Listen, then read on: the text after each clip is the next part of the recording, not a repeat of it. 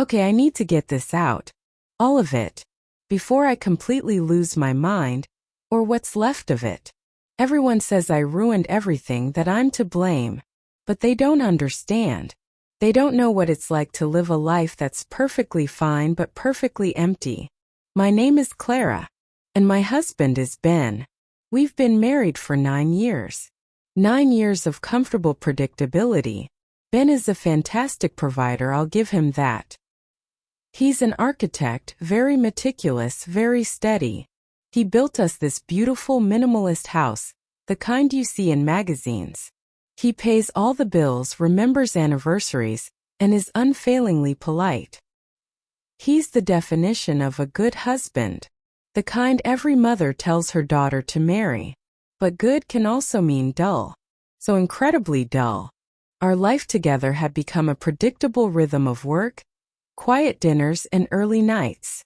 His conversations revolved around building codes, structural integrity, and the endless minutiae of his projects. When I tried to inject some spontaneity, some life, suggest a last-minute weekend getaway, or a wild night out, he'd always have a reason. The budget, Clara, or I have that early site visit, or I'm just so tired, honey. Always tired. Always busy. Always prioritizing his structured world over my vibrant needs. And then there's Leo Jr., our son. He's 7 now, full of energy and questions. A constant whirlwind of activity that just added another layer to the monotonous perfection Ben had created. Don't get me wrong, I love him. Of course I do. But motherhood, combined with Ben's predictable existence, felt like a golden cage with increasingly smaller bars. Every school event, every play date, every decision about extracurriculars, it was all meticulously planned by Ben, as if I were merely a passive participant. He'd say, Clara, I've outlined Leo Jr.'s summer camp schedule. It's optimal for his development. Optimal. Always optimal. Never joyful or spontaneous. It felt less like co-parenting and more like managing a perfectly structured project. Leo Jr. was another testament to Ben's meticulous, but ultimately stifling order. I felt like I was slowly suffocating, a rare orchid wilting in a perfectly climate-controlled, yet sterile environment. I am a woman who thrives on excitement, on new experiences, on feeling alive and desired. Ben's affection had become routine, almost paternal. A pat on the head, a perfunctory kiss goodnight. The passion we once had, the spark that drew us together, had long since been replaced by a comfortable, quiet companionship. And comfortable can be a killer of the soul, especially when it's punctuated by the cheerful, yet demanding presence of a growing child. I often wondered if Ben loved Leo Jr. more than he loved me, or if I was simply another responsibility he managed with unwavering, dull efficiency. So when my best friend Jessica suggested a girls' trip to Miami, I jumped at it. No husbands. No responsibilities. No bedtime stories or school pickups. Just sun, sand, and the promise of something more. Ben, in his usual agreeable way, just nodded. Have fun, honey. You deserve a break. I'll handle Leo Jr. and everything here. Just be safe. Safe. Always safe. Never adventurous. He probably saw it as a perfectly logical solution. A temporary absence to re-energize the wife unit so she could return to her designated function. Miami was a revelation. It was vibrant, alive, pulsating with an energy I hadn't realized I was starved for. Jessica, always the bolder one, set the tone. Okay, rules for Miami, she declared on the plane, pulling out a ridiculous wide-brimmed hat that screamed single and fabulous. No husband talk. We're single for the week. We're hot. We're free. And I embraced it. Oh, how I embraced it. Every cell in my body, every forgotten dream awakened. We hit the clubs, the beach parties, the rooftop bars. I put on the clothes Ben always found too revealing or too flashy. The slinky dresses, the high heels that actually made me feel powerful, not just tall. I laughed louder, danced wilder, let my hair down in a way I hadn't in years. I felt like myself again, the spontaneous, captivating Victoria I once was, the one Ben had fallen for, but then apparently lost interest in, replacing me with blueprints and balance sheets. That's when I met Leo. Not Leo Jr., but the Leo. He was a DJ, all restless energy and piercing eyes, with a smile that promised chaos and excitement. He had tattoos covering his arms, a confident swagger, and he looked at me like I was the most fascinating woman he'd ever seen. He didn't ask about my marital status, and I certainly wasn't offering. I was just Clara, a woman on vacation living life, finally free from the invisible chains of good behavior and stability. We talked for hours on the beach, by the pool, in dimly lit corners of bustling clubs, the music thumping around us. He listened with an intensity Ben hadn't shown in years, truly engaged, truly curious. He wasn't quiet and logical. He was passionate and impulsive, full of anecdotes about his wild travels and ambitious dreams. He complimented my mind, my spirit, my curves with a sincerity that made my skin tingle. He told me I had a fire in my eyes, something Ben used to say back when we were first dating, before he became so predictable. Before the fire in his eyes died out, replaced by calculations and deadlines. One night after a particularly exhilarating set, he played at a beachside bar. The air electric with the bass and the scent of salt. We walked along the shore under a full moon. The ocean breeze, the distant music, the intoxicating scent of freedom. He stopped, turned to me, and simply kissed me. It wasn't a tentative, polite kiss like Ben's. It was fierce, hungry, utterly consuming. It was a kiss that didn't ask for permission. It demanded a response. And I gave it. Every ounce of pent-up desire, every frustrated longing, every suppressed dream of passion, poured into that moment. It was a dam breaking. We spent the rest of the night, and several more after that, together. It wasn't just physical. It was an awakening. He showed me a side of myself I'd completely forgotten. A wildness, a spontaneity, a capacity for joy and passion that had been buried under years of stability and the endless demands of motherhood. He called it getting flipped. It was like a switch had been thrown, a veil lifted from my eyes. I felt liberated, powerful, truly alive. It was raw, exhilarating, and completely transformative. I wasn't just Clara. I was Clara unbound. This wasn't cheating. This was a spiritual rebirth, a necessary act of self-discovery driven by the crushing void in my marriage. If Ben had been giving me what I needed, if he had nurtured this vibrant part of me, I wouldn't have had to seek it elsewhere. It was his fault, really, for letting me starve, for letting me turn into a shell of myself. Coming home was jarring. The crisp, clean lines of our minimalist house suddenly felt like prison bars, enclosing me again.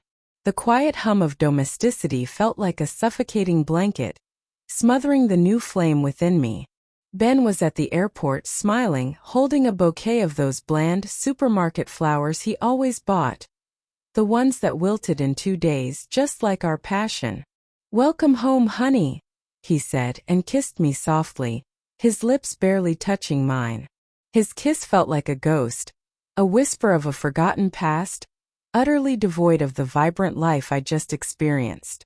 It was the kiss of obligation, not desire.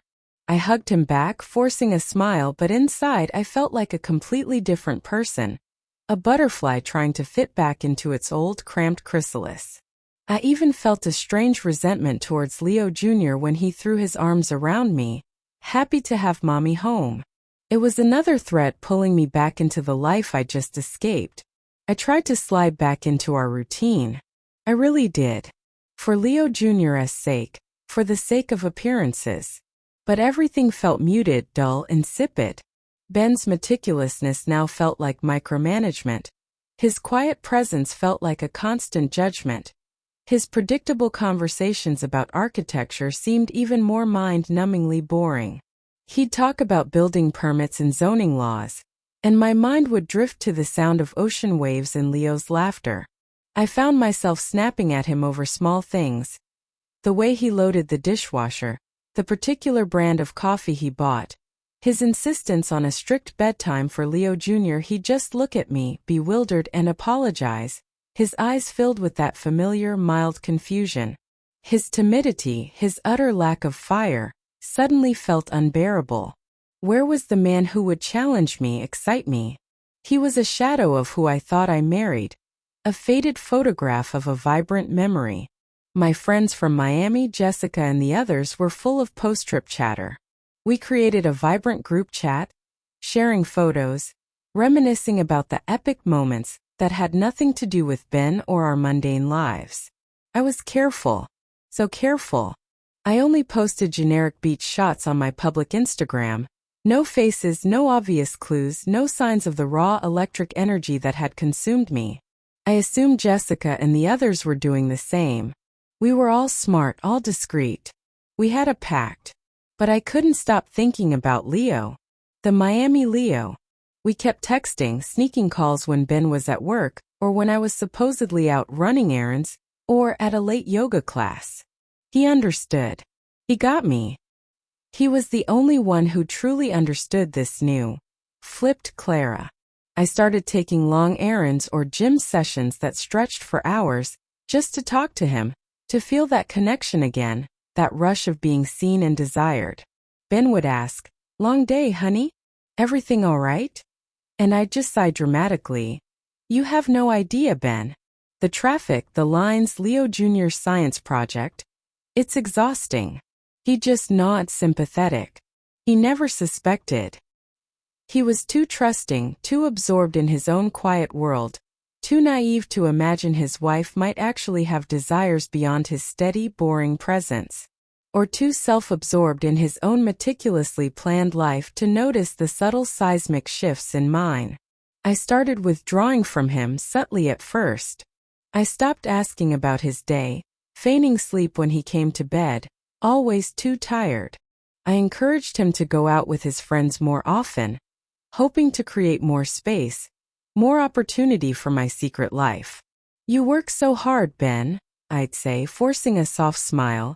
You deserve a night out with the guys. Go unwind. He'd look genuinely pleased, grateful even. It made me feel a tiny pang of something, not guilt, but perhaps annoyance that he was so easily pleased, so utterly lacking in the fire that Leo brought. He was like a well-trained dog, happy with a simple pat, completely unaware of the complex emotional landscape he was failing to navigate. The changes in me were evident, though I thought I was disguising them well. My clothes became a little bolder, my makeup a little more dramatic, a touch of rebellion in my everyday.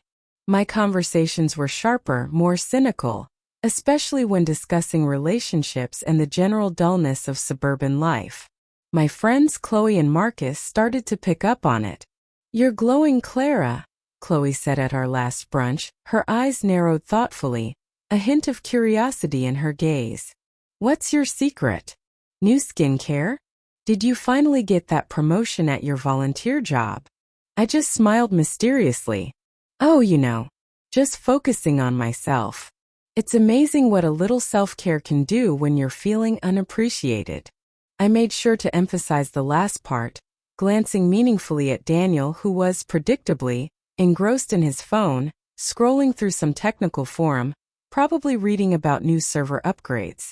He barely registered my comment. He was truly oblivious. Marcus, however, was sharper. He's always been observant, a quiet watcher. He mused, sipping his coffee, his eyes flicking from me to Ben. Ben mentioned something odd. He said he overheard Jessica talking to her husband about a crazy night in Miami with Leo the DJ from your trip. Sounded like quite a wild time. My blood ran cold. Jessica. She was supposed to be discreet. She promised. We had rules. Oh, Marcus. I forced a laugh, too loud, too brittle, trying to brush it off as nothing. Jessica. She exaggerates everything. It was just a fun night out, some dancing. Nothing wild at all. Just typical Miami nightlife. My heart was pounding, a frantic drum in my chest. Had Ben hurt? Had he connected the dots? He was sitting right there, still on his phone. He looked up briefly, his eyes meeting mine for a fleeting second, then went back to scrolling. Relief washed over me, a shaky wave. He hadn't heard. Or he hadn't cared enough to process it. Just typical Daniel. He'd never suspect. But the seed of doubt was planted. Not in him but in me. I became more cautious, more meticulous, if that was even possible. I doubled down on my precautions. I deleted texts immediately, cleared my browser history every hour, made sure my calls to Leo were always when Ben was out of the house and Leo Jr. was asleep. I was good at this. I was smarter than Ben. Smarter than anyone who existed in his bland, predictable world. I was just trying to navigate my happiness without hurting anyone. Especially not myself. I was simply protecting my newfound joy. 6 months. 6 months of living this exhilarating, dangerous double life. 6 months of feeling truly alive, truly desired by Leo, while maintaining the facade of the dutiful wife and mother at home. It was exhausting, exhilarating, and frankly, a necessary sacrifice for my well-being, for my very soul. I was a master of compartmentalization, juggling 2 entirely separate realities with flawless precision. I was a superhero really managing it all. Then things shifted. Ben's quietness, which I'd interpreted as his usual dullness, began to feel different. It was colder, more distant, with an unsettling edge. He wasn't just tired. He was withdrawn. He stopped looking at me altogether, even when I directly addressed him. He'd simply acknowledge my presence with a grunt, or a curt, "Understood, Clara." His silence was no longer passive. It was deliberate, almost strategic. I'd catch him looking at his phone, his face unreadable, his brows furrowed in concentration, but it wasn't his usual work intensity. It was something else. It was unnerving. He was doing something. He was planning. I felt it. I started to get sloppy with my complaints about him, my resentment boiling over constantly, no longer caring if he overheard. He just sits there. I'd whine to Jessica over the phone, like a statue, a very well-dressed, silent statue. I swear, sometimes I think I'd get more stimulation from a houseplant. At least a houseplant needs watering and acknowledges your presence. I didn't care if Ben was in the other room. He was probably absorbed in his tech, or planning Leo Jr.'s next optimal playdate. He never paid attention anyway. Or so I thought. One crisp Tuesday morning I woke up feeling off. The house felt unusually still. Ben hadn't left for work yet. He was sitting at the kitchen island, not eating breakfast, but meticulously organizing a stack of papers. His face was a blank mask of concentration. Leo Jr. was at school, a rare moment of quiet. He didn't look up as I entered, pouring myself coffee. "Good morning, Ben," I said, my voice carefully casual, testing the waters. He didn't respond. He just continued to sort papers, his movements precise, almost surgical. This was it. The silent treatment had reached a new level of infuriating. A deliberate, calculated torment. "Are you still mad about something?" I asked, my voice edged with irritation, unable to hold back. "Because honestly, Ben, this quiet treatment is getting ridiculous. It's affecting Leo Jr. too, you know." I tried to bring the child into it to make him feel guilty. He slowly looked up. His eyes, usually warm and placid, were cold, hard like chips of granite. There was no confusion, no apology, no weariness. Only an intense, chilling clarity. He pushed a stack of papers across the counter towards me. My heart hammered. My coffee cup clattered as I put it down. On top was a printout. A screenshot. My private messages with Leo. Specific, intimate messages, detailing our time in Miami, our ongoing texts, my complaints about Ben, even mentioning getting flipped. My blood ran cold, a sickening lurch in my stomach. Below it, there was a detailed log of dates and times, meticulously cross-referenced, matching my errands with Leo's public appearances or apartment building visitor logs. There was even a photo taken from a distance, but undeniably me laughing hand in hand with Leo outside his downtown loft. A timestamp from just last week. "I know, Clara," he said, his voice flat, emotionless, devoid of any warmth I had ever known, devoid of any human feeling. "I know everything." My mind raced, frantically searching for an explanation, a plausible lie, anything to make this nightmare disappear. How? How did he get this? "Ben, it's not what you think. This is photoshopped. This is a setup. Leo, he's obsessed. He must have planted this." I stammered, my voice cracking, tears welling up immediately, hot and stinging, blurring my vision. He pushed another set of papers towards me. These were my credit card statements, highlighting several luxury purchases from Miami, far beyond what I'd told him I spent. Then receipts for expensive flowers, dinners at exclusive restaurants, gifts, items I couldn't possibly explain away. And below those, my own Instagram activity, cross-referenced with Jessica's geotag stories from specific locations in Miami that were clearly not just sightseeing. "Jessica's Instagram was public for a few days after the trip," he said, his voice like ice, his eyes unwavering. "She forgot to privatize it. I saw your picture, Clara. The one you posted with the background of Leo's favorite street art. I cross-referenced it. Then I started looking and listening to your phone calls, to your conversations with Jessica and Chloe. I heard everything." My face crumpled. "Ben, I was lonely. You were always at work. You never paid attention to me. You pushed me away. You were so dull. It was a mistake, a moment of weakness. I was just trying to feel alive again. You drove me to it." The tears poured down my face, genuine tears of fear, panic, and overwhelming self-pity. This was the ultimate injustice, being exposed like this. He stood up slowly, pushing his chair back with a deliberate scrape. His gaze was steady, piercing. "Lonely? I worked 60-70 hours a week for us, Clara. For our life, for your comfort, for this house you love, for the security you claimed was so important. For Leo Jr.'s future.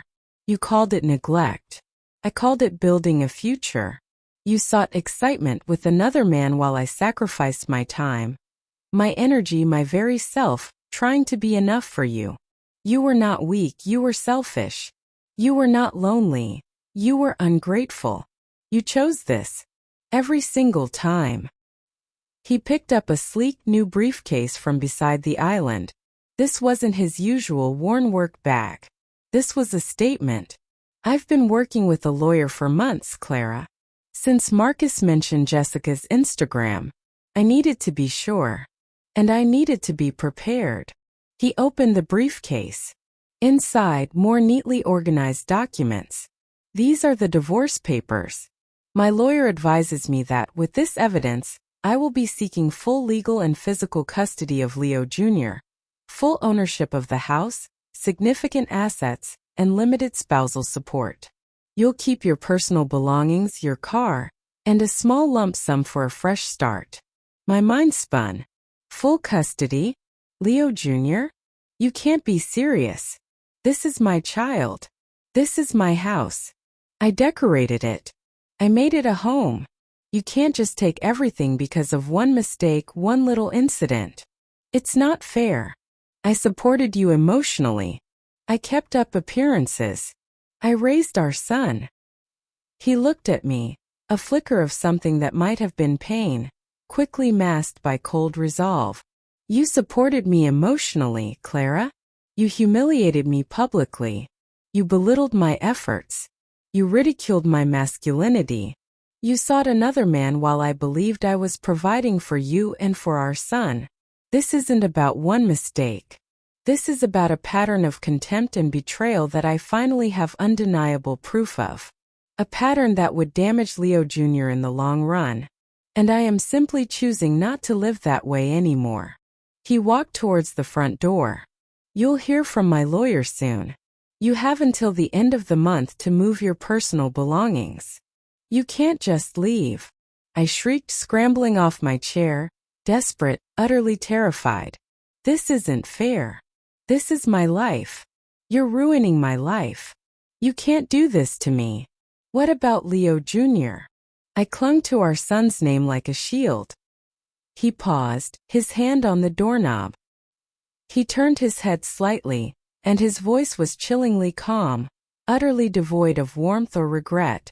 No, Clara. You ruined it. I'm just cleaning up the mess. And then he was gone.